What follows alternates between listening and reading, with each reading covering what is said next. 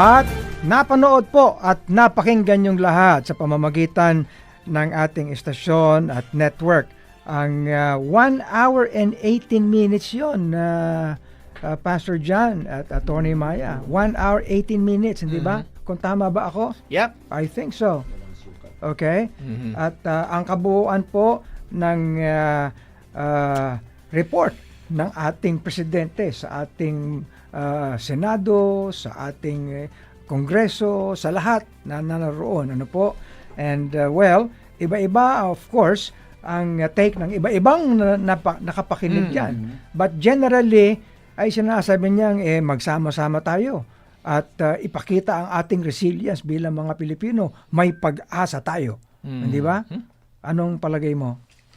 Well, ako napansin ko kasi, the President, sa akin tama lang yung oras. So, doon muna sa time spent, kasi hindi siya sobrang haba, pero medyo nag-exceed ng 1 hour, pero sa unang bugso pa lang, Bishop and Pastor John, sinabi niya agad na wag na daw magbulahan kasi may kabiguan na nangyari, no? So kaya yun ang sinimula, napakinggan natin, ang sabi niya haharap siya sa next 3 years with lessons learned. Pero si Heidi nakahanda na yata, naroon siya sa Batasang Pambansa. At Heidi, nariyan ka na ba? We would want to hear from you. Yes, Bishop Ruben at sa mga kasama natin dyan sa Agapay ng Sambayanan, FEBC Radio TV, habang nag-exit ang ating Pangulo dito sa plenary hall, siya ay kinakamista ng mga senador bago siya tuluyang makalabas dito sa lugar kung saan siya nagtalumpati para sa kanyang ika-4 na zona. Naging malawak at sinabi ng Pangulo, nagsimula siya sa agrikultura, enerhiya, edukasyon, tubig, kampanya ng pamahalaan, kontra gutom, kalusugan, infrastruktura, transportasyon, internet connectivity, peace and security, anti-illegal drugs, gayon din sa kalamidad at disaster response. Pero pinaka-umani ng masigabong palakpakan ay ang mariin niyang pahayag patungkol sa laban kontra katiwalian dahil na rin sa namasdan ng sambayan ng Pilipino at karanasan dun sa mga bigo o palpak na mga flood control projects sa buong bansa. Ang sinabi ng Pangulo ay dapat mahiya naman yung mga opisyal, maging yung mga kontraktor na sangkot sa at humihingi rin siya ng kooperasyon ating taong bayan. Karoon din tayo ng katagumpayan dito sa na problema sa baha mula sa end ng siya na makinig sa mga babala at iwasan na ang pero ayon nga sa Pangulo talagang nitong mga nakitang talagang palpak ang mga flood control projects sa maraming lugar at sa katunayan nga niya yung iba dito ay guni-guni lamang at alam naman at hindi lingid sa kaalaman na talagang nagiging racket na ang mga proyektong ganito. Binanggit niya, racket na. Sinabi nga niya mahiya naman yung mga tiwaling opisyal, mahiya naman sa inyong mga kapwa Pilipino at mahiya rin naman sa mga anak at mahiya dun sa mga bahay na nalubog sa baha, mahiya lalong-lalo na sa susunod na henerasyon na magmamana ng mga malalaking utang na inutang para pampagawa ng mga infrastrukturang ganyan pero nalustay lang dahil sa katiwalian. Umaasa ang Pangulo na hindi na ito mauulit. At bilang responde, inatasan niya ang Department of Public Works and Highways na magsubite ng listahan sa kanya ng mga proyekto na ire-review at pinag-uulat niya kung alin dito yung mga bigo, alin dito yung mga hindi natapos at yung status ng mga nasabing infrastructure projects. At nangako ang Pangulo na isa sa publiko niya ang mga listahang ito sa ating taong bayan para maging saksi at makasama sa pagsusuri at ay babahagi rin ang mga nalalaman para makatulong sa investigasyon dito sa mga anomalous projects na ito. Nag-atas din ng Pangulo ng Audit and Performance Review para malaman nga natin kung paanong ginastos ang pera ng taong bayan. Tiniyak din ng Pangulo na kakasuhan ang mga mapapatunayang may sala dito matapos ang investigasyon at sa mga susunod na buwan ay tiniyak niya na pananagutin maging ang mga kasabwat na kontratista. Ayon sa Pangulo, kailangang managot ang mga taong nasa likod nito at bilang aksyon din ay sinabi ng Pangulo na handa siyang kumilos sa pamamagitan ng reenacted budget dahil handa siyang ibalik ang GAA na mga hindi naka-align sa National Expenditure Program para sa taong 2026. Ayon sa Pangulo, hindi niya aaprubahan ang mga budget na hindi alinsunod sa Tama. mga makakabuti para sa ating taong bayan. At ayon nga sa Pangulo ay dala-dala niya nga ang mga leksyon nitong nakalipas na 3 taon na kanyang pamumuno. At nag-umpisa nga rin ang Pangulo doon sa kanyang pagsasabi na talagang nadismaya siya sa resulta na naging eleksyon, pero anya ito ay eleksyon at mensahe na isang tabi talaga ang pagkakaiba at sana ay magkasundo ang mga magkakabilang panig sa 3 bagay. Ito yung pagiging pagka-Pilipino, pagiging makabansa, at pasasinumpaang tungkulin sa taong bayan. Ayon sa Pangulo, talagang leksyon na kailangang mas galingan at bilisan ang mga ginagawa dahil hindi ramdam ng mga ordinaryong taong bayan ang sinasabing maganda nating ekonomiya dahil sa totoo lang ay hirap pa rin naman ang kanilang mga buhay. Binigyang diin ng Pangulo ang mensahe sa international community na handa ang Pilipinas sa mga pamumuhunan. At ayon pa sa Pangulo, yung benteng bigas na ni-roll out na sa ilang lugar ay sisikaping gawing nationwide dahil napatunayan na kaya pala itong gawin batay na rin sa karanasan at hindi naman nalugi ang ating mga lokal na magsasaka. Naging maigting din ang banta ng Pangulo sa mga abusadong trader na hahabulin Yes. sila sa salang economic sabotage. At nangako din siya na pag-iibayuhin ang ating coconut farming at umapela sa Kongreso na amyendahan itong isang panukala alang-alang sa ating mga coconut farmers. Isinulong din niya ang elektrifikasyon sa mga malalayong lugar, pagsasaayos ng enerhiya sa bansa, ang presyo sa kuryente. Ayon sa Pangulo, hindi naging katanggap-tanggap ang nangyari sa Siquijor na nagkaroon ng malalang blackout dahil sa kapabayaan. Kaya naman inatasan niya ang DOE na ibalik sa normalang sitwasyon bago matapos ang taon at nagpatawag din siya ng investigasyon at ipinag-utos ang refund kung kinakailangan. Pangulo, titiyakin niya na mananagot ang mga nagkulang at mga nagpabaya ang serbisyo sa tubig ng ating mga water district at ng kanilang venture partners. Una na ng pansin ng Pangulo sa kanyang SONA itong sektor ng ating edukasyon alang-alang sa kinabukasan ng mga kabataang Pilipino. Anya malaking tulong ang mga bagong batas na pinagtibay noong nagdaang Kongreso. At anya magdadagdag pa tayo ng mga school counselors at ng mga child centers sa buong bansa at tutugunan din ang kakapusan sa mga daycare centers na noon pang 90s problema.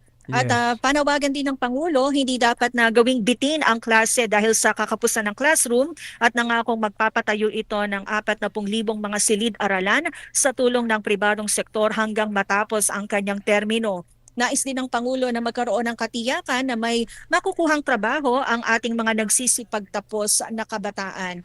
Samantala, maglalaan pa rin ang kanyang administrasyon ng libreng edukasyon sa kolehiyo at maging sa TechVoc.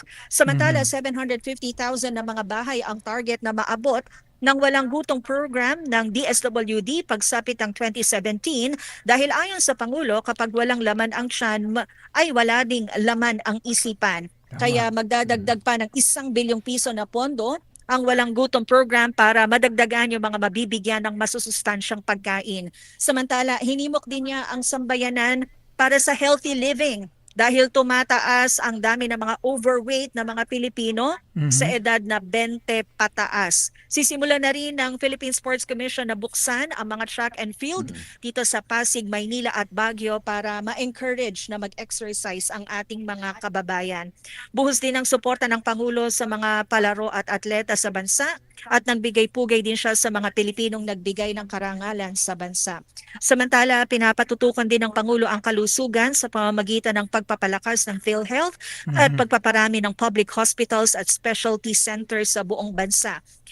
Binida ng Pangulo na may doktor na ngayon sa bawat bayan ngayon dito sa Pilipinas at pinalawak na rin ang PhilHealth coverage at naibsan na ang pasanin ng mga pasyente lalo na ng cancer at kidney failure patients dahil sagot na rin ng PhilHealth ang gastos ng kanilang pagpapatransplant kaya't hindi na sila dapat na mangamba.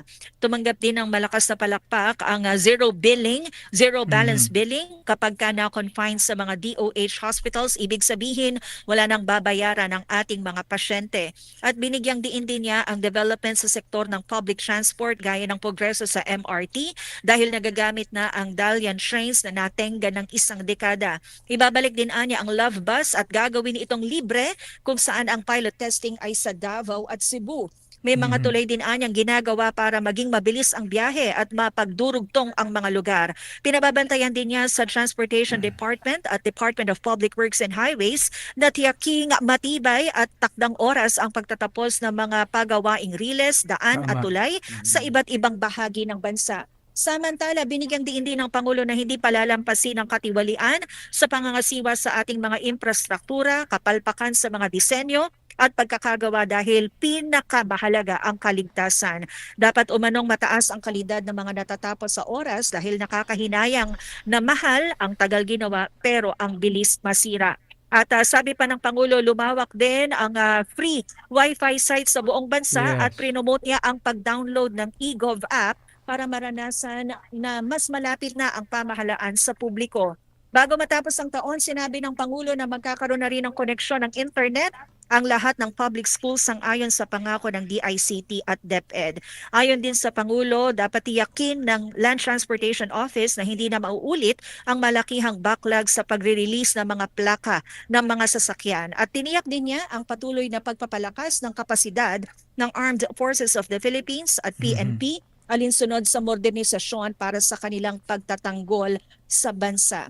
Ayon din sa Pangulo, mas mapayapa na ang lipunan ngayon pero kahit sinasabing bumaba na ang crime rate, ay mataas pa rin ang pangamba ng taong bayan. Kaya naman pinalakas ang pagronda ng mga pulis at isinulong ang 5-minute response. Sa kaso ng mga missing na sabungero, tiniyak ng Pangulo na hahabulin ang mga utak, sibilyan man ito o opisyal, kahit malakas, mabigat o mayaman, ay hindi sila mangingibabaw sa batas. Ipaparamdam umano sa mga ito ang bigat ng parusa sa mga salarin. At ibinida rin niya ang mga nasamsam na multibilyong pisong halaga ng illegal na droga at yung mga pagkakahuli sa mga high-value targets. Ayon pa sa kanya, pantay na halos ang huli noong nakaraang administrasyon sa kasalukuyang pamahalaan. Pero ayon din sa ating Pangulo, ay same pa rin ang foreign policy ng Pilipinas na tayo ay friend to all, enemy to none. At nagpasalamat din siya sa Oman, UAE, Qatar at Yes. Bahrain, gayon din sa Kuwait at iba pang bansa na nagbigay ng clemency sa ating mga nagkamaling kababayan. Samantala, binigyang diin din ng Pangulo basta hindi tayo lilihis dahil abot tanaw na ang inaasam na pagbabago ng ating mga kababayan hanggang sa susunod na nalalabing 3 taon ng kanyang termino. So yan po ang kabuuan ng ating pagbabalik tanaw dito po sa katatapos na State of the Nation Address ng ating Pangulong Ferdinand Marcos Jr. Mula dito sa Batasang Pambansa, Heidi Bernardo Sampang, FEBC Network News. Okay, maraming Yes, salamat, Heidi. That's a comprehensive summary po Very ng lahat, ang kabuuan ng naging SONA ng ating Ferdinand Marcos Jr. Yes. Bishop, Okay. Yes. balikan din po natin yung naging pulso ng ating mga kaagapay. Yes. Tingnan natin yung ating hanay dito. Ang tanong nga po, mga kaagapay, paano ho ba kumonekta sa inyo ang SONA? Ano po ba yung nagustuhan po ninyo? Ano po yung kulang naman sa mga sinabi po ng ating mahal na Pangulo? Yeah. Mhm. At tandaan din po natin sa bawat isa sa atin, mahalaga po natin malaman ang atin pong mga feedback dahil sa atin pong feedback malalaman po natin ang pulso kasi na sapat po ba na na-address ng Pangulo yung mga gusto po ninyong marinig. Kasi kanina may mga wish list tayo no? So, sabihin niyo po at bigyan niyo po ng inyo pong reaksyon, pananaw, sapat po ba? At medyo mixed reaction ang ating nakikita sa atin pong mga chat box. Natalakay ba ng ating presidente ang pinakamalapit sa inyo mga puso? Okay? Ang mga kabigatan na tinitinan ninyo, yung pinakamabigat na inyong nararanasan bilang mga Pilipino. Hindi ba? Okay? Ano po ba ang mga nakasulat? Nandito po yung mga listahan na ating kaagapay. Opo, at makikita po natin, magbasa tayo siguro, Bishop, ng ilan sa ating mga Oo. nagbigay na sa ating mga comment section. Okay. Marami-rami itong nandito sa ating comment section. Pero palagay ka nagsusulat pa rin ang mga marami sa ating mga kababayan, ano po, ay ang sabi ni Karina, ang dapat po ang Pangulo sa bawat bansa ay kapakanan ng kanilang mga mamamayan, kababayan. Dapat ang kanilang mga sinasabi ay tutuparin nila, no? Well, of course, palagay niyo po ba sapagkat sa summary nga po na sinabi ni Heidi kanina, ay maraming aspekto, mga areas of concerns, no, na natalakay ang ating presidente. Una sa agrikultura, di ba? Ikalawa sa transportasyon. Marami. Yung mga bata, alam mo, nagustuhan ko doon, yung bang hindi na gagamitin yung mga eskwelahan para maging evacuation center. Yes. Oo, sapagkat naaantala, maraming iba-ibang aspekto, no? Lalo na siyempre nabanggit nga ni Heidi kanina, ang unang-unang reaction na binigyan talagang diin, yung pinaka tinayuan ng mga naroroon, no? Yung bang nung sinabi ng ating presidente na kitang-kita naman natin na palpak yung mga proyekto. Di ba? Pero Bishop, talagang isa sa mga napansin natin siguro nung habang tayong tatlo'y nakikinig, ano? Ay ang daming pangako na libre. No, libre Lalo sa health. sa health, no, libre ang pati yung sa transplant, no. At sinasabi pati yung dating 20% sa pamasahe yata sa na discount sa mga senior citizen, sa mga estudyante ay 50% na dun sa MRT, LRT. At marami pa yung pagbubukas syempre nung track and field. At napakadaming mga subsidies na ibinibigay. And ang isang kanina tinatanong natin, okay, maganda, libre, saan natin kukunin, no? Ito ba ay meron ba tayong budget dyan? Kasi kanina marami nabanggit tungkol sa PhilHealth. At interestingly, dahil alam natin itong mga nakaraang mga buwan, ay nagkaroon talaga ng marubdob na mga hearing at mga oral arguments sa Senate, sa Supreme Court patungkol sa PhilHealth, isapin na siniro budget daw at yung paggamit ng pondo. Pero ngayon, it seems like na sobra-sobra. Pero ang maliwanag doon, itong mga marami naman sa sinabi niya ay applicable sa mga DOH na mga facilities, na mga Pero at the ospital. same time, Bishop, yung mga kaagapay natin, familiar tayo sa nabanggit ni Pastor ni na meron ng nalaan na budget. So, definitely, hindi consistent dun sa figures nung budget yung mga medyo ayusin natin. Ayusin nila yun. Yung pagkakaintindi po natin, yung libreng yun ay ine-extenda ng mga ospital na gobyerno ng DOH. Kung pupunta po kayo sa private na ospital, sa private. Pero hindi ang applicable common yun. comment po dito, Bishop at Pastor ni sa ating mga kaagapay, napakaganda ng mga nasabi uli, yung mga programa, syempre. Pero yun na nga, ang follow-through. Yeah. Yes. Paano ito? Paano gagawin? Nabanggit na kanina, may budget ba yan?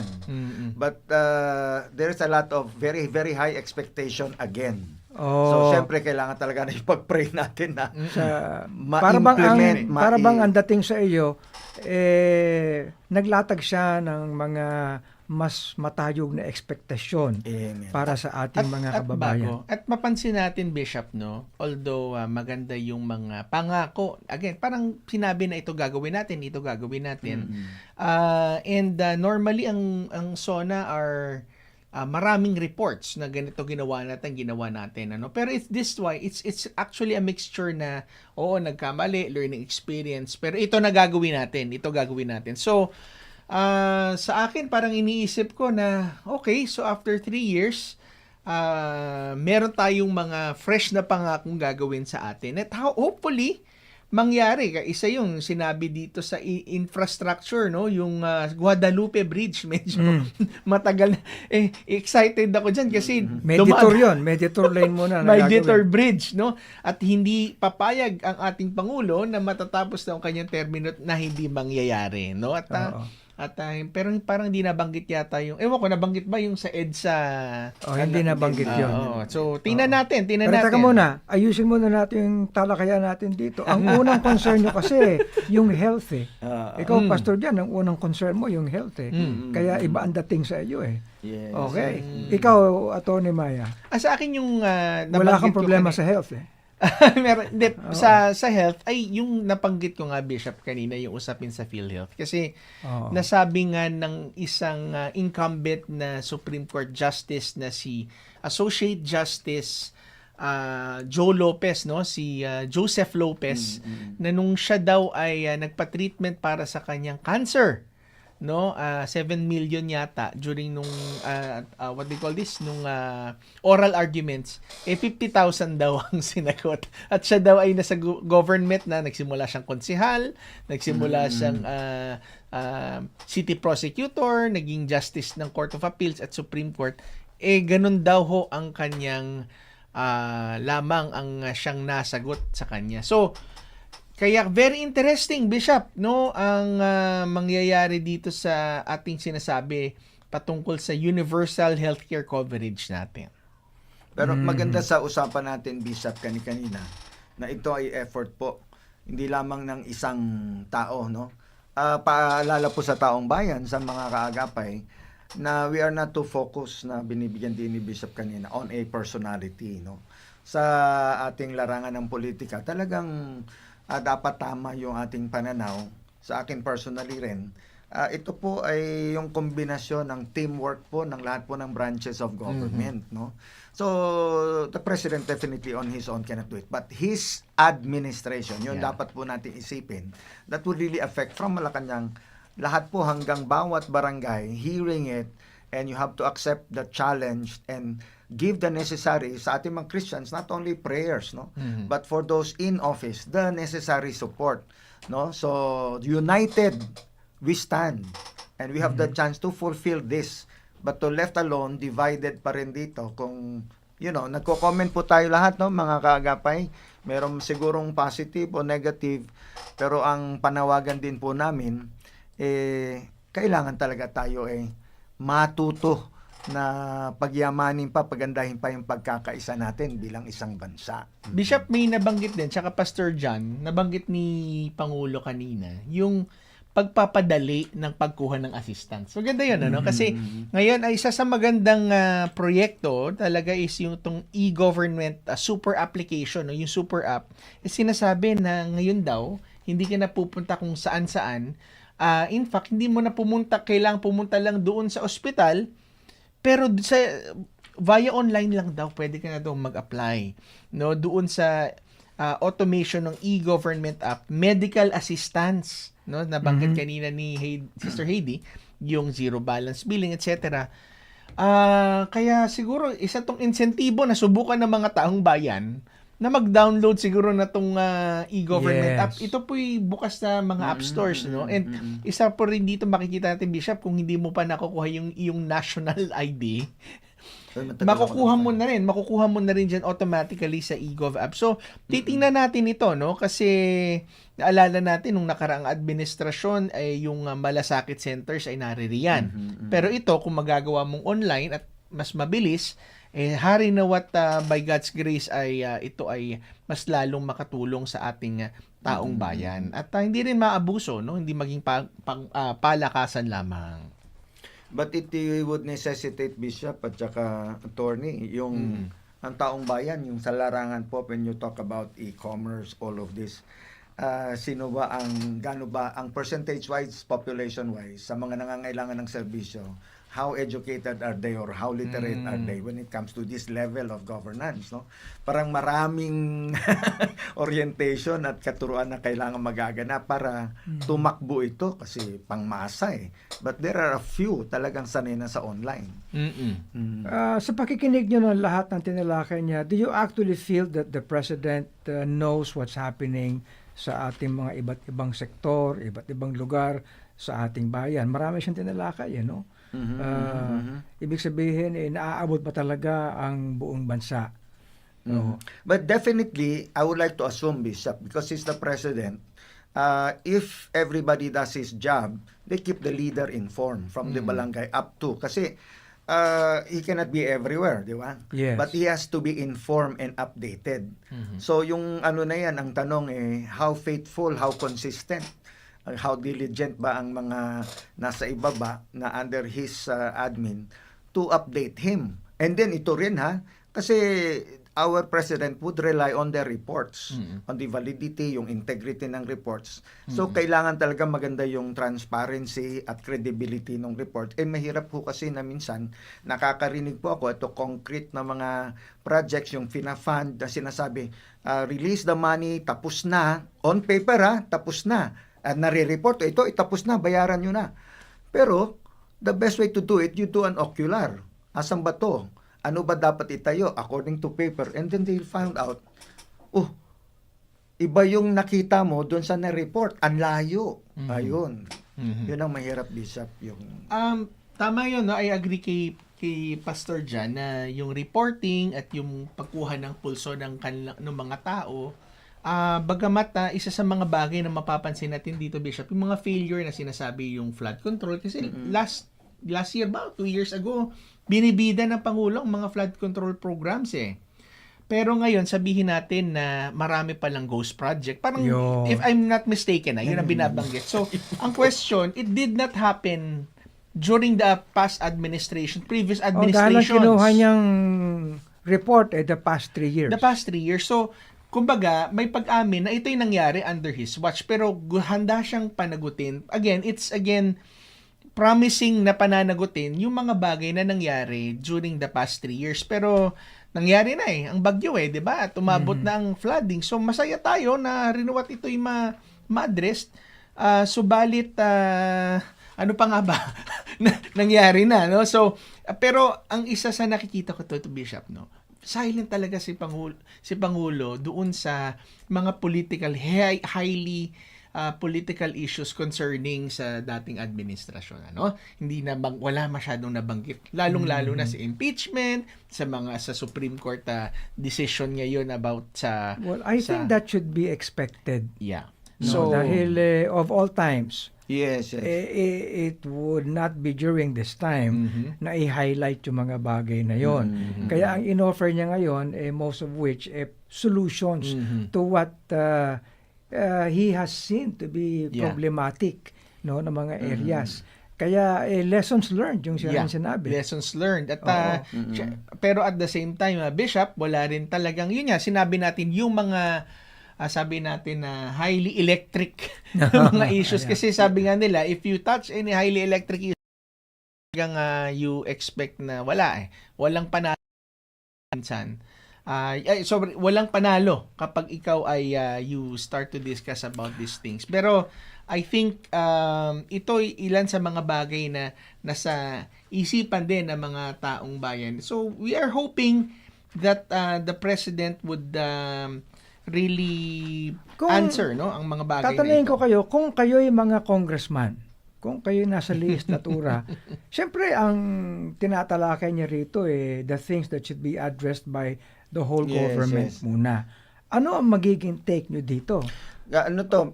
Bishop, it's like do not minor on the major or major. Yes. There are things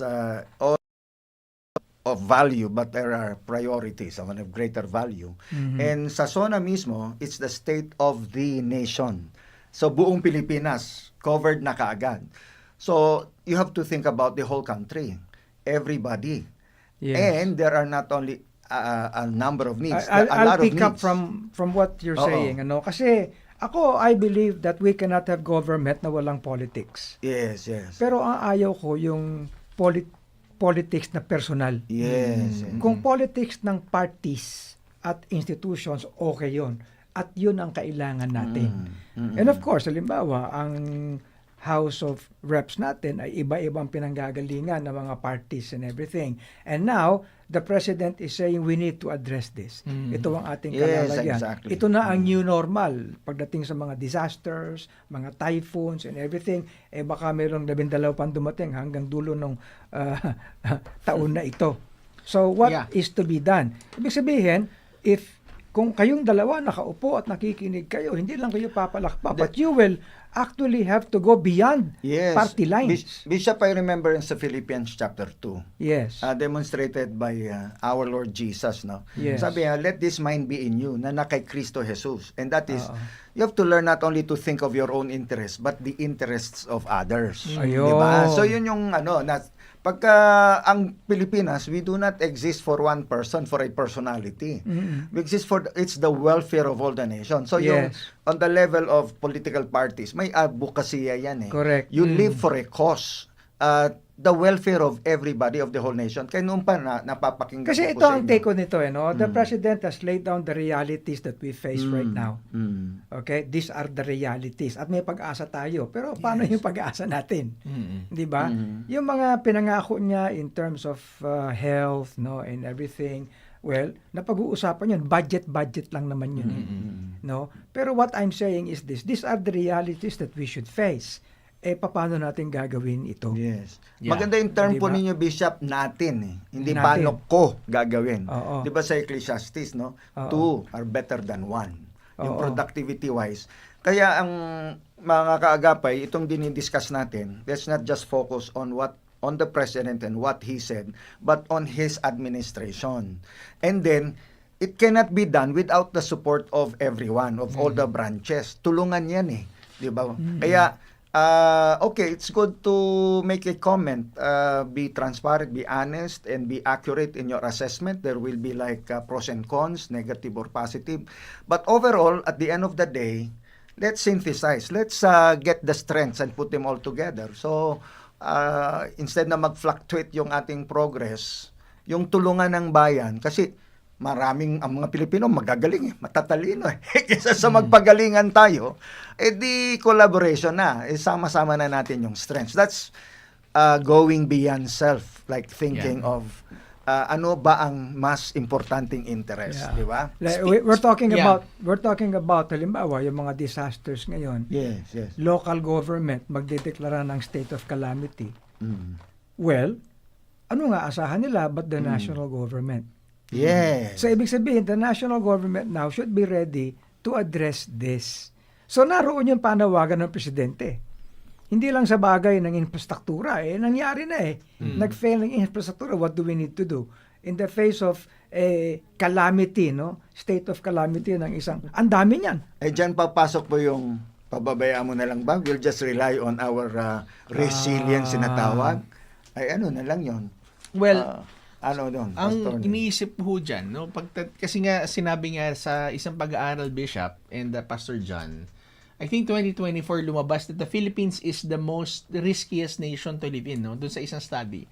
For several factors. Siyempre, yung natural risks natin katulad ng we are in the typhoon belt and we are also in the ring of fire. No, kung ibig sabihin, hindi ka lang sagana sa bagyo, sagana ka rin sa bulkan at sa mga lindol.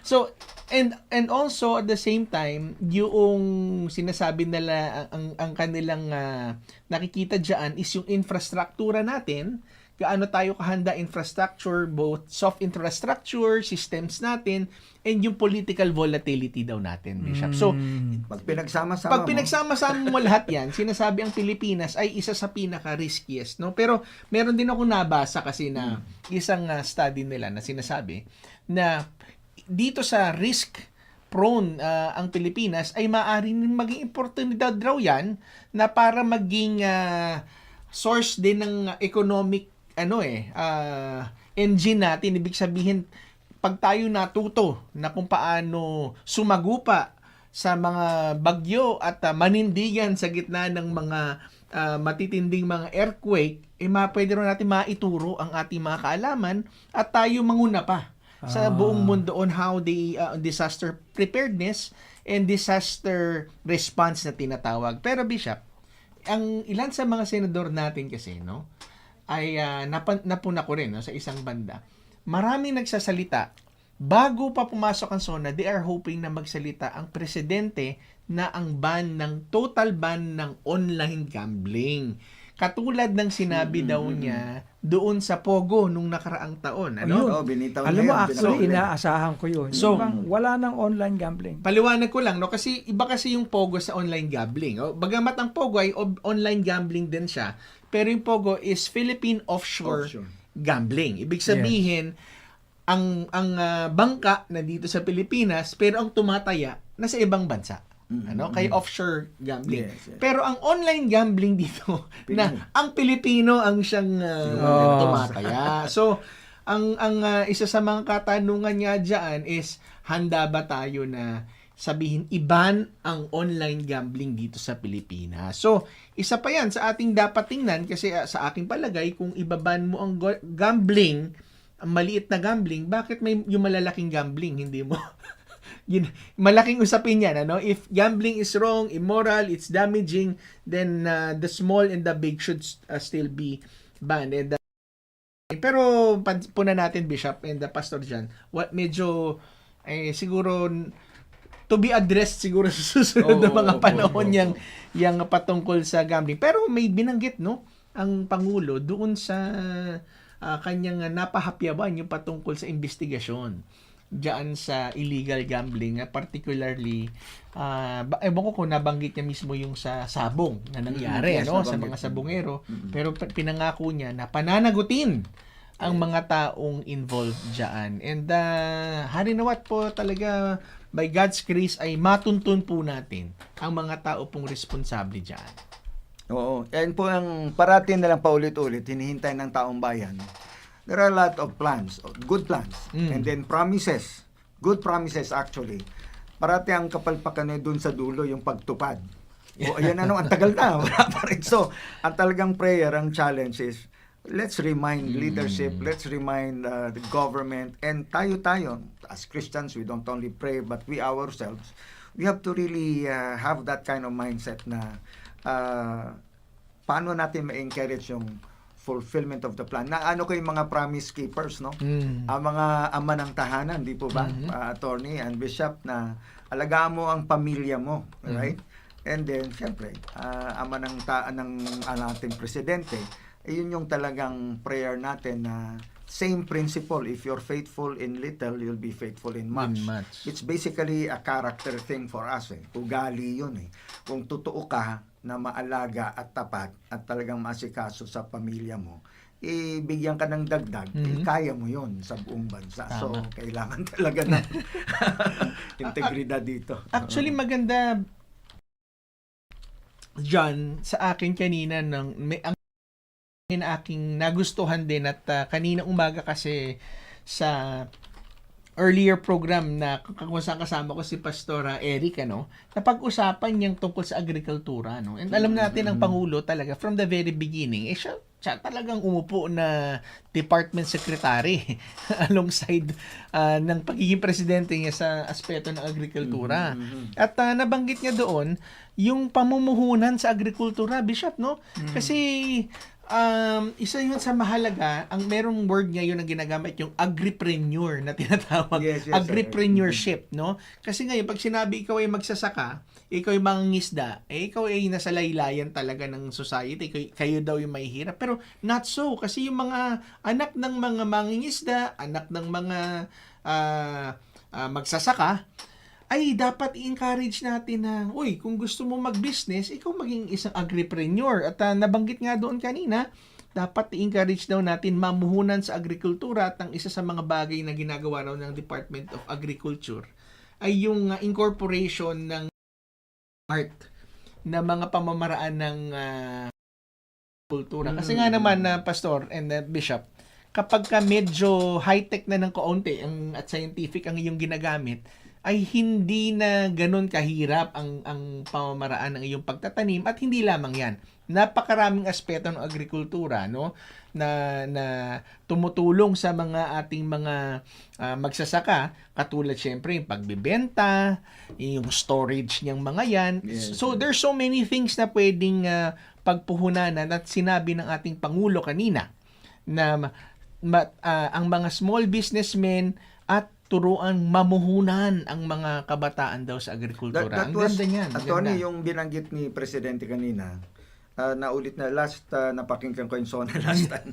It's the cycle. It has to Yeah. complete the cycle sa from the seedling, ang Yes. magtanim, harvest, tas marketing, then farm to market Farm. market roads. At yung And sinabi, yun, tapos yun. maraming kalsada. Elevate. Yes, yes. Pagpapahaba Oo. ng mga kalsada, yung rice processing system, and yung sinabi nga from the harvesting, from the processing, and to the selling. Kasi Bishop, if you take a look at other countries, yung mga may kaya, may pera, makikita mo farmers actually. It's just that na-develop nila, ang taas ng kanilang production, and they earned a lot. Well managed. Hindi na sila yung nasa laylayan. Actually, Pastor John, Bishop, siguro tulungan niyo ako intindihin kasi nasabi ni Pangulo kanina na itutulak daw, isusulong ang pagtatanim ng 100 milyong puno ng nyog, no? Yung coconut planting up to 100 million trees kung di ako nagkakamali. So, sabi ko, kulang pa pala ang ating mga Kasi coconut trees at hindi natin na-utilize. nature-wise, attorney, Bishop, they replenish themselves. Pag nalaglag yung nyug, tutubo na naman siya, isang nyug. Yun nga, But kaya so- nga pagpa-plant, ibig sabihin talagang isa to sa plano ng ating agrikultura na pagkakaroon talaga pagpo-promote ng yung coconut industry. In fact, may binanggit ang Pangulo na Coconut Farmers Trust Fund. Yes, nabanggit niya ako. No? Hindi ko lang alam yung detalye pa dyan, pero very interesting ito kasi Challenge niya yan. alam natin in the past may tinatawag na Coco Levy Fund. Oo. pero sa ngayon, no, ito ay muling pinagbibigyan ng halaga. And Bishop, isa pang malaking issue na kanyang inaddress ay ang enerhiya. Bishop. Yes. Maganda yon, maganda yon. Ang issue ng kuryente.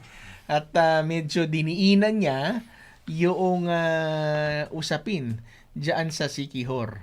No? At ang nakita daw diyan sa Siquijor, nagkaroon ng investigasyon, marami daw ang expired permit, na kawalan ng mga maayos na mga sistema, at kinakailangan daw ay ito'y tingnan. At nabanggit din ng Pangulo yung tinatawag na net metering program. At kung saan ng solar power home system ay ipopromote daw sa ating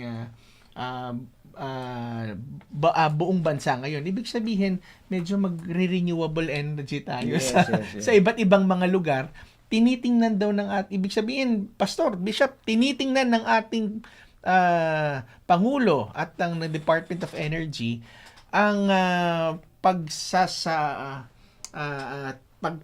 pagkasatupad ng tinatawag na microgrid. Ibig sabihin, ikaw mismo sa bahay mo, sa iyong community, solar ang iyong ginagamit, no? Hindi ka nakakabit sa main grid. So, tingnan natin kung ito ay maitutulak nating mabuti.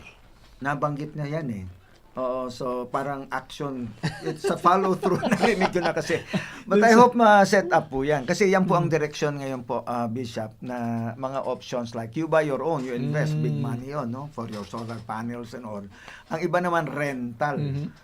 Papasok sila, they provide the power, the energy that you need, pero kanilang equipment parang may metro lang kayo. Oo. Pero nasa iyo. Di metro. Oo. Exciting, ha? Pero until 2028, mukhang matutugunan yung mas marami magkakaroon ng liwanag. Hari nawa, Bishop. Diba? Hari At ngayon, galing sa kuryente, nabanggit din, doon naman sa tubig. Yes. Tubig, no? At amazingly, not really amazingly, but revealingly para sa atin, minsan inisip natin dami-daming tubig. Dahil ang Pilipinas ay archipelago, ang daming tubig, hindi mo naman mainom. Kaya, ang sabi ng Pangulo, yung clean water. Hindi yung baha, ha? Hindi yung baha. Yung tubig baha na Potable water. Iba yun, oo. nilalangoyan pa minsan ng mga bata. Pero yung clean water daw, na nabanggit ng ating Pangulo, na may mga islanders na minsan na wala pang tubig, access sa malinis na tubig. At ito matindi, Bishop. Medyo pinahapyawan at hindi man pinangalanan, pero alam natin yung issue dyan na imbestigahan daw ng luwa ang mga parang sinasabi service kanina provider. ni attorney, banggitin mo na. Nakikinig Sino ba ka. yan? Dahil alam natin na naging malaking issue yung sa Prime Water at doon sa ibang mga issue na iniimbestigahan. At kung hindi ako nagkakamali, Luwa din ang siyang nag-i-investigate dito. And tingnan natin, no, I don't think na ito lang naman ang isang grupo lang naman, pero alam natin I would kasi like to think na general naman yun. general yan, ano? Okay. Pero alam natin na itong issue na yan, lalo na dito sa medyo northern part ng Luzon, yan po ang pumukaw sa usapin ng itong mga nakaraang panahon at sinasabi hindi raw kasi na-address. Pero ang ganda dahil nagsalita po at sinabi pa niya dadalhin daw sa hustisya ang dapat. So, tingnan po natin kung ano hong kalalabasan. Meron na po bang medyo naputol yung ating linya doon sa mga komento, yung Okay. Well, messenger? Ang sabi po dito ni Luz de la Cruz, ang inaasahan ko po sana is yung para sa mga senior citizens, yan. Yung cash benefits po nila saka yung di pa pong 100 years old na sila doon pa lang po makukuha yung 100,000. Saka po sa lahat ng umaabot ng 60 years old ay kasama na sa cash benefits. So siguro yung benepisyo sa mga senior. Bishop, anong masasabi mo doon? Well, tingnan natin yung senior. Kasi ang iniisip ko lamang po, what is that for? No? Ano specifically ang purpose ng cash? Like, just to keep you alive, even if your children take care of you and they buy the necessary supplements and vitamins, siguro, kasi kailangan mo ng vitamins. Yeah. Pero yung the earlier, mas malakas ka pa, pero later na ibibigay sa'yo, di pahina ka ng pahina at marami ka ng sakit, parang hindi mo masyado magamit to the maximum. So, maganda yung maaga-aga. Kasi normally, Bishop, pag matanda na tayo, lolo't-lola ka na, tapos di ka na makakilos, wala ka ng gana, ang sakit, no? Arami ka ng Pero alam mo, moments. sa totoo lang, maraming pumupunta rito ng mga seniors galing ibang bansa. Ang sabi nila, mas marami kayong benepisyo rito. Blessed tayo. Oo, sa totoo lang. Totoo. And actually, yung bang invitation for them to have their retirement life dito, mas actually, Gusto nila. ano yun that is actually parang an invitation na gumaganda para sa tourism natin. Yeah. Oo. Oh, Bishop, Very interesting. basahin, Pastor, basahin pa natin ng ibang mga Sige, pakibasa, wala ko. ang mga magagaling nating mga political analyst na kasama nating mga kaagapay. At sabi po, go. sinabi naman po ni Abed Dioniso kung totoo po talaga na gustong labanan ang korupsyon at para makatulong na madagdagan ang budget para sa programa ng gobyerno sa mahihirap, dapat ang BIR at BOC ituon ang laban kung talagang seryoso. Ako mismo ay biktima daw ng inhustisya. Okay, so nabanggit ho niya yan. At meron din ho dito, sinabi naman po ni Tess Palma, naway samahan at pangunahan kayo, President Bongbong Marcos, ng ating Panginoon. Yan, ganda. Sa lahat ng iyong magagandang hangarin para sa Pilipino. Amen po tayo dyan. Okay. Kasi that's our Christian duty, Bishop, di po ba, na we need to pray for everyone, especially those who are in authority. Yes. Okay, that we mag-live peaceful lives and godly lives. Okay. Meron pa, Bishop at Pastor, si Alma Manansala. No? Sana po hindi puro pangako, maramdaman ng mahihirap na magkatotoo ang mga pangako, partikular sa universal healthcare na walang babayaran. Nawa mula sa baba, magkaroon ng tunay na pagbabago, walang maiiwan. Yun ang isang bagay na dapat natin sundan ng panalangin na maging epektibo para sa lahat. Definitely, I go for what we consider to be very biblical, that the powers that be are ordained of God for the good of our people. Kaya in many respects, tinitingnan natin kung saan ba madideliver yung good. Yes, Oo, yes. kasi ang default naman talaga ng mundong ito masama eh. Oo. Magaling Hindi po na yung bago yun. binabanggit ni Bishop Ruben. Oo. Kasi po, maraming gumagamit ng passage na yan Yes. na ganun na lang na you tolerate, you submit. Pero ang context talaga niyan, the appointed authority from God Yes. is an instrument for good. Correct. Oh, so dapat palagan mo pag ina-abuse. Actually, lahat ng authorities, Yeah. tayo bilang mga magulang, we are Yes, not yes. Being parents to be Oh, bad to our Not to children. provoke them to Ba- wrath. Pwede ko But bang for their dagdagan, good. Bishop? Oo. 'Di ba, to promote good and to be a terror to evil. Oh, yeah. Yes! Oo, yes, totoo. Because That sinabi ho, balances 'di it. ba? Because they Oo. do not hold the sword for nothing, Not 'di ba? for Ibig nothing. sabihin dapat hindi ka Palagi namang mayroong two sides of coin ng gano'n eh. Oh, yes, yes. Warning, Balance. hindi ba? Opo, opo. Oh, Yeah. kapag sinabi mo, mabait ako sa iyo, pero kapag ikay Yan. matigas ang ulo, ayan. Exactly. Parang Oo. sa mga anak mo. Okay? Oo. Walang favoritism. Anak, pag mali ka, didisiplinahin Oo. kita. Yeah. Pag tama ka, kakampihan kita. Oh, yun. Mahal Oo. kita eh. Sabi dito. nga, Pastor, dapat kinakatakutan ng masama, hindi yung Baliktad. hindi yung kinakapitan ng masama. Oy, meron pa ho dito. Sinabi dito ni Dang GD, maganda ang mga nakalatag na programa at kapuna-puna. Ang sipag na ipinakita ng Pangulo, no? Pwedeng Yes. ito marahil ay isang pagbawi o tangkang ibangon ang naging negatibo na pagtanggap sa dating pamumuno ng pamilya Marcos. Gayunman, gabayan nawa ng Panginoon ang kasulukuyang pamahalaan Oo. tungo sa ikauunlad ng ating kabuhayan at kaluwalhatian ng Attorney. Panginoon. Amen at amen. Si Dang GD Bayoko. Uy! Mr. Midardo Dupale. Kay Dang. Kapatid po ng inyong Mrs. Okay. Gusto kong sabihin But he na used to work with civil service. Ah. Kaya alam niya yung government. Sir atmosphere. Dang, gusto kong sabihin, magaling ho ang taste ng inyong misis. Ng inyong pong kapatid. Ay, Dang. Yun po. Okay. So, okay. Meron pang, Bishop, meron pa dito si Sige, go ahead. Anggo Wonder. Sana nabanggit ni PBBM ang tax. Masyadong mataas ang buwis sa worker. Ito Bishop, ang sinasabi Yun yung nga sinasabi natin. mo kanina. Oo. Kailangan talagang tumaas ang koleksyon dahil nga, daming pinapangako ngayon ng mga libre. No? Kaya tandaan po natin, every time that the government gives something for free, it's not for free ho talaga sa taong bayan kasi kinukuha din ito sa taong bayan. Pero that having been said, sana ho talagang maramdaman at ito po'y makarating po sa bawat isa sa atin. Kasi minsan naman talaga ay kailangan naman talaga ho ng tulong po ng ating mga kababayan. At sinabi naman ni JNDP, Bishop at Pastor, no?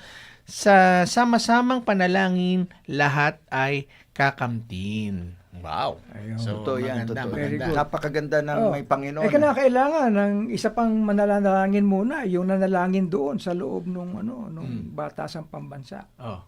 'Di ba? Maraming nanalangin kanina sa simula. Ngayon, porque ang pinag-uusapan natin kanina, kinakailangan let's go beyond party lines or Yan. whatever, kung saan tayo nanggagaling and go forward to this. Na-appreciate ko na ang presidente meron siyang feel kung anong nangyayari talaga. 'Di ba? Wala na siya ibang maano kundi ito na new normal natin. Darating sa atin at darating to hindi lang bagyo kundi yung ating kalusugan. Tsaka he was Diba? Sa edukasyon natin.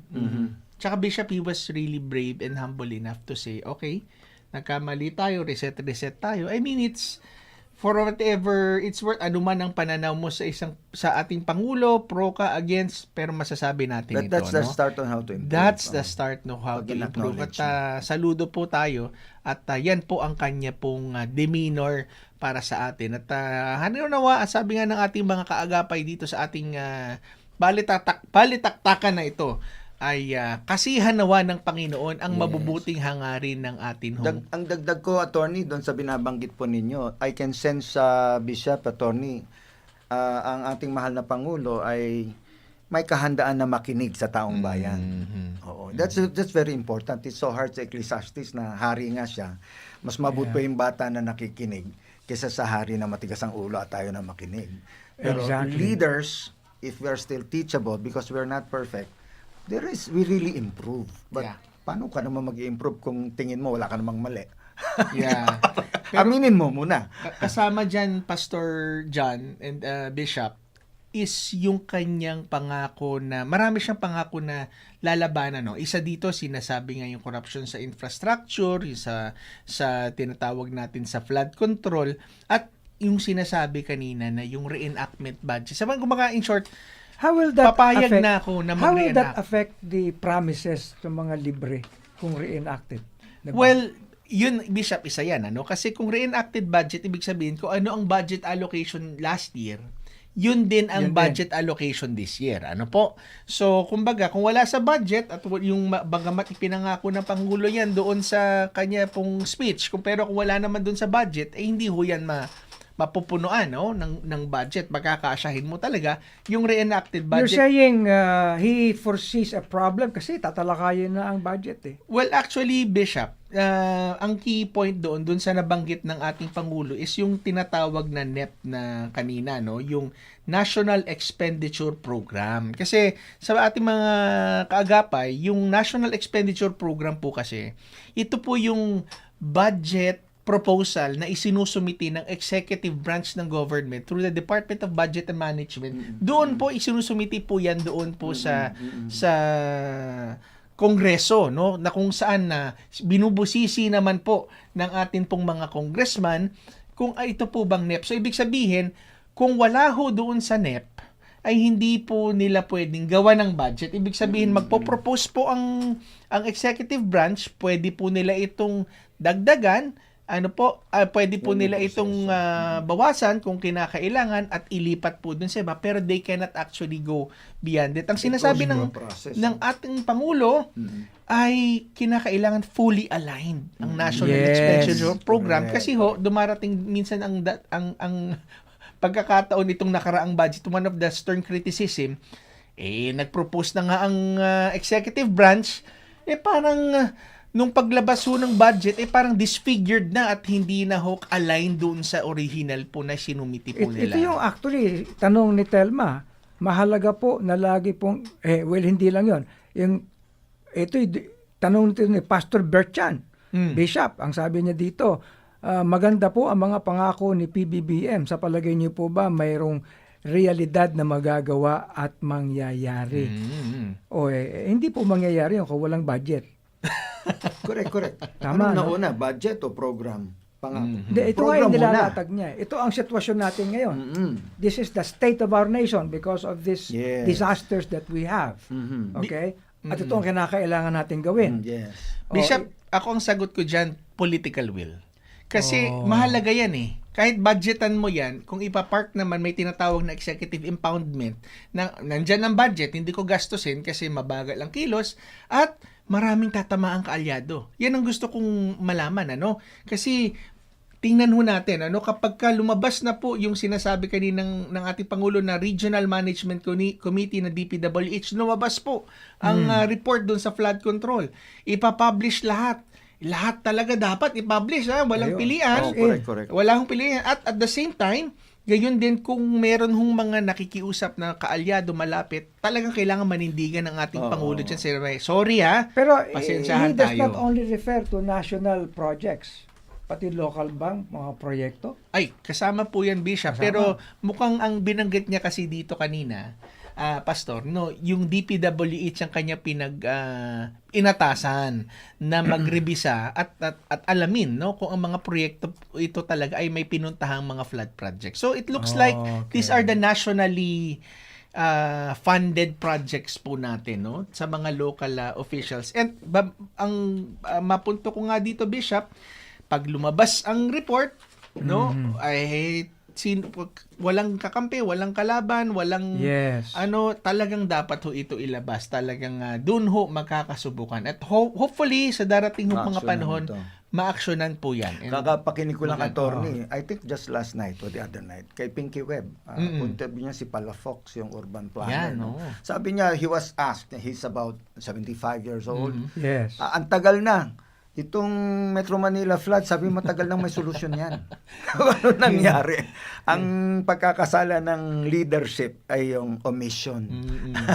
Yes. Yung dapat nilang gawin, hindi nila ginagawa. But ano kailangan yan? Pondo. He quoted Okay. even, dahil he went public, he quoted Mayor Magalong. Well, Sinasabi, in the alam execution. nyo, madami tayong pag-usapan, pero we need to actually wrap up ito eh. Ay, oo. Okay?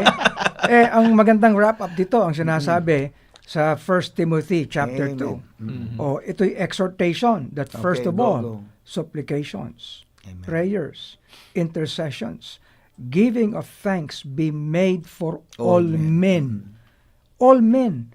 Di ba? Pagkatapos ang sabi, for presidents. Yung kings, presidents yan eh. And for all that are in authority. Amen. Di saklaw na lahat ng ating gobyerno. Magmula sa ehekutura, hanggang sa legislatura, hanggang sa judiciary. That we may lead a quiet and peaceable life in all godliness and honesty. Amen. Amen. Di ba? Ang Ibig laki, sabihin Bishop. yung supplications, ang ibig sabihin yan dumaing tayo sa Panginoon. Dito, Tapos manalangin tayo. Di ba? Mm. Pagkatapos mag-intercede tayo. Ibig sabihin may gawin tayo mismo na ambag, and then giving of thanks, magpasalamat tayo.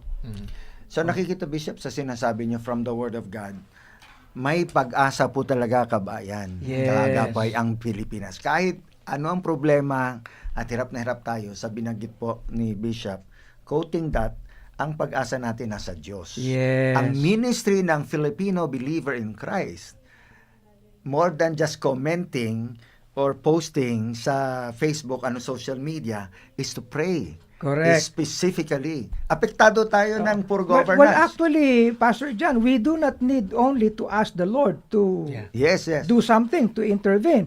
But the Lord has to see some good in us. Amen. What is that good? Ang sabi dito for this is good and acceptable in the sight of our God and Savior. So, ibig sabihin tayo lahat magmula ng palataya. At saka if you go further, Kailangan Bishop, remember yung passage yan talks about God our Yes. Savior. It brings us back to Jesus, where Correct. tayo, the true change in this country would start not in Malacanang but in the heart of every Filipino. Amen. Okay. Kaya Bishop, sa akin, sa ating mananalangin na po tayo, wala na tayong oras, pero Bishop, Pastor John, ako mahaba yung notes ko. Pero ang akin hong pangako, I will keep this and I will pray. Kasi sinulat ko po yung notes na marami akong gusto marinig, marami akong naiisip na pwede pang gawin, pero itong mga sinabi natin Pangulo, Pero, ipananalangin ko. Mananalangin yung tayo. example ni attorney po, ni Pastor ni, I think lahat po ng kaagapay, mga kapatid, mag-download tayo o mag-print out Yes. tayo ng mga points, yung summary points ng Pangulo, at gawin nating prayer item. Correct. Gawin Okay, natin porque yun. tayo naman lahat dito, pastor. Amen. Kaya nagpapalala. Manguna ka manalangin, sumunod ka, ako magtatapos. Maikli lang, ha? Maikli lang. Sige baka po. buti, alas Okay. 10, O, sige. Okay. Sige po, tayo po'y manalangin. Heavenly Father, we thank you for our President. We thank you for his heart to submit himself, Lord, for to offer himself, Lord God, to serve the Filipino people, Lord. Hindi po, Panginoon, perpekto, Panginoon, ang aming Pangulo, subalit nagpapasalamat po kami, Panginoon, because deep in his heart, Lord, he wants to do what is right. Father, we pray that you would grant him the wisdom. Tinataas po namin sa inyo, Lord, ang lahat ng kanyang sinabi, Lord. Hindi lamang bilang isang deklarasyon sa taong bayan, pero isang covenant, Panginoon, sa taong bayan, Lord. And let every pronouncement that our President, that our leader said, Lord, magkatotoo po ito, O Diyos, at magsilbing pag-asa, Panginoon, at masagot, Lord, ang panalangin ng napakarami sa aming mga kababayan. Ito po ang aming dalangin. Amen. Panginoong Diyos, salamat ang kasagutan ay ang Panginoong Jesus, and your word says, if any man be in Christ, he is a new creation. And that, Lord, everybody needs Jesus to truly experience transformation. At ang sabi ng iyong mga salita, Panginoon, faith without works is dead. Meaning, as we believe and declare we're believers in Jesus, dapat makita sa buhay po namin ang pagbabago. Nawa, O Diyos, itong pagbabagong ito sa buhay ng mga mananampalataya, lalo na sa pamahalaan, Panginoon, Panginoon, makikita sa kanilang pamumuno at pamamahala sa serbisyo publiko, and this service will be righteous service, transparent, Lord God, filled with integrity, for they do it not for themselves, not even for their image or to please men. They do it to please you, who sees everything. For Lord, if Jesus is in us, the light of the world, we should let our light so shine before men that they will see our good works, our good lives, maging sa governance, and you will be glorified.